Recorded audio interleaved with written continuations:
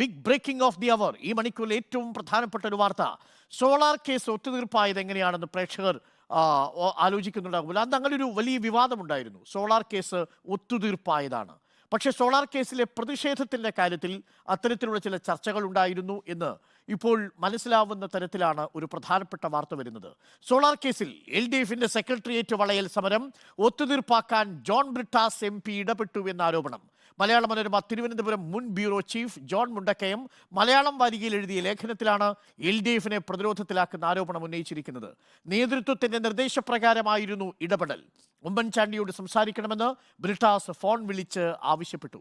Solar അഴിമതിയിൽ പത്രസമ്മേളനം വിളിച്ച് ജുഡീഷ്യൽ അന്വേഷണം പ്രഖ്യാപിച്ചാൽ സമരം അവസാനിപ്പിക്കാമെന്ന് ബ്രിട്ടാസ് പറഞ്ഞെന്നും ലേഖനത്തിലുണ്ട്.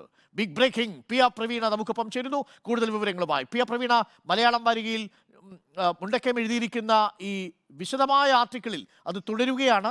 ആ ആർട്ടിക്കിളിൽ ഒരു ഭാഗത്താണ് ഇപ്പോൾ ജോൺ ബ്രിട്ടാസ് ഈ വിഷയം തന്നെ അന്ന് തിരുവനന്തപുരം മുൻ ബ്യൂറോ ചീഫായിരുന്ന ജോൺ മുണ്ടക്കയത്തെ വിളിച്ച് സമരം എങ്ങനെയെങ്കിലും അവസാനിപ്പിക്കണ്ടേ എന്ന് ഫോൺ ചോദിച്ചതായി പറയുന്നത്. അതിനെ തുടർന്ന് ഉമ്മൻചാണ്ടിയെ വിളിച്ച് പത്രസമ്മേളനത്തിലൂടെ ജുഡീഷ്യൽ അന്വേഷണം നടത്തി ആ സമരം അവസാനിപ്പിക്കുകയായിരുന്നു. പക്ഷേ അപ്പോഴും 30 മണിക്കൂർ കൊണ്ട് ആ സമരം എങ്ങനെ ഒത്തുതീർപ്പായി എന്ന വലിയ ചോദ്യചിഹ്നമുണ്ടായിരുന്നു, ചർച്ചകളുണ്ടായിരുന്നു. ഇപ്പോൾ അതിലേക്ക് വെളിച്ചം വീശുന്നു എന്നാണ് നമ്മൾ മനസ്സിലാക്കുന്നത്. ഇത് LDFിനെ പ്രതിരോധത്തിലാക്കുന്ന ഒരു വെളിപ്പെടുത്തലല്ലേ?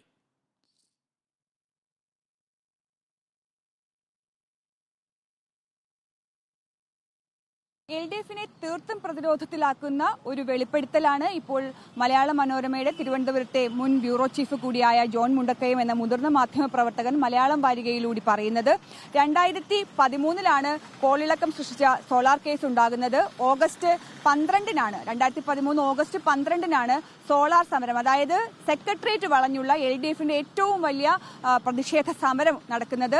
സംസ്ഥാനത്തുടനീളമുള്ള എല്ലാ ജില്ലകളിൽ നിന്നുമുള്ള പ്രവർത്തകരെ എത്തിച്ചുകൊണ്ട് സെക്രട്ടേറിയറ്റ് ഒന്നടങ്കം വളഞ്ഞുകൊണ്ടായിരുന്നു ആ സമരം. പക്ഷേ സമരം നടക്കുന്നു, വളയുന്നു, വലിയ പ്രശ്നങ്ങൾ ഉണ്ടാകുന്നു. പലയിടത്തും ഗതാഗത തടസ്സം, മന്ത്രിമാരുടെ വാഹനങ്ങളടക്കം ഉള്ളിലേക്ക് കയറിപ്പോകാൻ ആകുമോ എന്നൊക്കെയുള്ള ആശങ്ക നിലനിൽക്കെ പിറ്റേന്ന് രാവിലെ 11 മണിയോടുകൂടി ഏകദേശം സമരം അവസാനിപ്പിക്കുന്നു എന്നുള്ള സൂചനകൾ മാധ്യമപ്രവർത്തകർക്ക് ലഭിക്കുന്നു. ഞാനടക്കം മാധ്യമപ്രവർത്തകർ റിപ്പോർട്ട് ചെയ്തതാണ്. സെക്രട്ടേറിയറ്റ് വളയൽ കന്റോൺമെന്റ് ഗേറ്റിലാണ്, എനിക്കിപ്പോഴും ഓർമ്മയുണ്ട്, കന്റോൺമെന്റ് ഗേറ്റിലാണ് ഞാൻ അടക്കമുള്ളവർ നിൽക്കുന്നത്. ആ സമയത്താണ് സമരം അവസാനിപ്പിച്ചേക്കുമെന്നുള്ള സൂചന UDF വൃത്തങ്ങളിൽ നിന്നും LDF വൃത്തങ്ങളിൽ നിന്നും നമുക്ക് ലഭിക്കുന്നത്. അതിനോടൊപ്പം തന്നെ എന്താണ് പ്രത്യേകിച്ച്, കാരണം സമരം തീരണമെങ്കിൽ രാജി ഉണ്ടാകണമെന്നുള്ളതായിരുന്നു ആവശ്യം. അതിൽ നിന്നൊക്കെ പിന്മാറി എന്തുകൊണ്ടാണ് ഒറ്റ രാത്രി കൊണ്ട് എന്താണ് സംഭവിച്ചത് എന്നുള്ള കാര്യത്തിൽ ഒരു തീരുമാനവുമാകുന്നില്ല. പിന്നീട് 11 മണിയോടുകൂടി ഏതാണ്ട് ഈ അഭ്യൂഹങ്ങൾക്കിടെ 12 മണിക്ക് സമര നേതാക്കൾ, അതായത് പിണറായി വിജയൻ, അന്നത്തെ CPM സംസ്ഥാന സെക്രട്ടറി പിണറായി വിജയൻ ഉൾപ്പെടെയുള്ളവർ സമരപ്പന്തലിൽ യോഗം ചേർന്നു. യോഗം ചേർന്ന അല്പസമയത്തിനകം തന്നെ അദ്ദേഹം തന്നെയാണ് മൈക്കിൽ പ്രഖ്യാപിക്കുന്നത് സോളാർ സമരം തൽക്കാലത്തേക്ക് നിർത്തുന്നു, പക്ഷേ സർക്കാരിന്റെ രാജി ആവശ്യപ്പെട്ടുള്ള കാര്യങ്ങൾ തുടരുമെന്ന് പറയുന്നു. എന്താണ് കാരണമെന്ന് ചോദിക്കുമ്പോൾ അത് പറയുന്നുമില്ല. അല്പസമയത്തിനകം അന്നത്തെ മുഖ്യമന്ത്രിയായിരുന്ന ഉമ്മൻചാണ്ടി പത്രസമ്മേളനം വിളിക്കുന്നു. അതിൽ നേരത്തെ പ്രഖ്യാപിച്ച, അതായത് നേരത്തെ തന്നെ ജുഡീഷ്യൽ അന്വേഷണം നടത്താൻ തയ്യാറാണ് എന്നുള്ള മന്ത്രിസഭായോഗ തീരുമാനമൊക്കെ വന്നിരുന്നു. പക്ഷേ അതിന് പിന്നാലെ വാർത്താ സമ്മേളനം നടത്തി ഇക്കാര്യം വ്യക്തമാക്കുന്നു.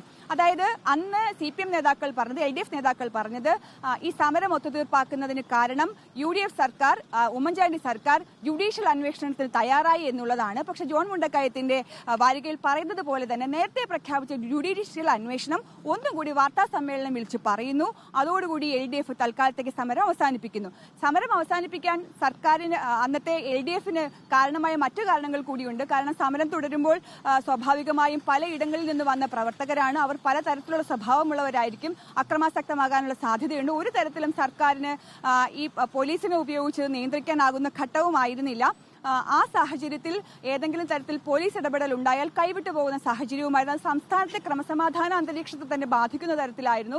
അങ്ങനെയിരിക്കെ എന്ത് ചെയ്യണമെന്നുള്ള ആലോചനകൾ നടക്കുന്നതിനിടെ സെക്രട്ടേറിയറ്റിന് 2 ദിവസം അവധി പ്രഖ്യാപിച്ചുകൊണ്ടായിരുന്നു ഉമ്മൻചാണ്ടിയുടെ തിരിച്ചടി നേടുന്നത്. അപ്പോൾ സ്വാഭാവികമായും സെക്രട്ടേറിയറ്റിലേക്ക് ആരും വരുന്നില്ല. ഉപരോധ സമരം അങ്ങനെ തുടരുകയും ചെയ്യുന്നു. പിടിച്ചു നിൽക്കാനാകില്ല. പല സ്ഥലങ്ങളിൽ നിന്നുള്ള ആയിരക്കണക്കിന് പ്രവർത്തകർ എത്തിയ ആ സമരം പിന്നീട് എങ്ങനെ പോകും എന്നുള്ളൊരു ആശങ്ക നേതൃത്വത്തിനും ഉണ്ടാകുന്നു. എങ്ങനെയെങ്കിലും അവസാനിപ്പിക്കണമെന്നുള്ള ചിന്ത വരുന്നതിനെ തുടർന്നാണ് പിന്നീട് ഇപ്പോൾ എം പി ആയ അന്നത്തെ കൈരളി ചാനലിന്റെ തലപ്പത്തുണ്ടായിരുന്ന ജോൺ ബ്രിട്ടാസ് ഇടപെടുന്നത്. ജോൺ ബ്രിട്ടാസ് ഇടപെടുന്നത് എന്ന് വെച്ചാൽ അദ്ദേഹം നേരെ ജോൺ മുണ്ടക്കയത്തെ വിളിക്കുന്നു. ജോൺ മുണ്ടക്കയ നമുക്ക് അറിയാവുന്നതുപോലെ രാഷ്ട്രീയ പ്രവർത്തകരുമായി, പ്രത്യേകിച്ച് UDFന്റെ സമുന്നത നേതാക്കളുമായി അത്ര വലിയ ബന്ധം പുലർത്തുന്ന ഒരാളാണ്. അദ്ദേഹത്തെ വിളിക്കുന്നു. അദ്ദേഹം വഴി ഉമ്മൻചാണ്ടിയെ ബന്ധപ്പെടുന്നു. ഈ ഒരു കാര്യം വാർത്താ സമ്മേളനത്തിൽ പറഞ്ഞാൽ ഉടൻ തന്നെ സമരം പ്രഖ്യാപിച്ചതായി ഔദ്യോഗികമായി അറിയിക്കുമെന്ന് പറയുന്നു. തുടർന്ന് കുഞ്ഞാലിക്കുട്ടി അടക്കമുള്ളവരെ, തിരുവഞ്ചൂർ രാധാകൃഷ്ണൻ അടക്കമുള്ളവരെ ബന്ധപ്പെട്ടുകൊണ്ടാണ് ബാക്കി നടപടിക്രമങ്ങൾ പൂർത്തീകരിക്കുന്നത്. അന്ന് തന്നെ സംശയങ്ങൾ ഉയർന്നിരുന്നു. 1-2 മണിക്കൂറിനുള്ളിൽ എന്താണ് ഈ സമരം പിൻവലിക്കാൻ കാരണം? കാരണം അത്ര ശക്തമായി LDFന്റെ ഒരു രാഷ്ട്രീയ സമരമായിരുന്നു. അത് എങ്ങനെയാണ് ഒത്തുതീർപ്പായത് എന്നുള്ളതിന്റെ ചുരുളഴിയുന്നത് കൂടിയാണ് ജോൺ മുണ്ടക്കയത്തിന്റെ ഈ വാർത്ത. എന്തായാലും ഒരു കാര്യം ഉറപ്പാണ്, സമരം നിർത്തേണ്ട സാഹചര്യം, സമരം എങ്ങനെയെങ്കിലും നിർത്തിക്കേണ്ട ഒരു അവസ്ഥയിലേക്ക് അന്ന് നേതൃത്വം എത്തി എന്നുള്ളതിന്റെ തെളിവ് കൂടിയാണിത്. Right up.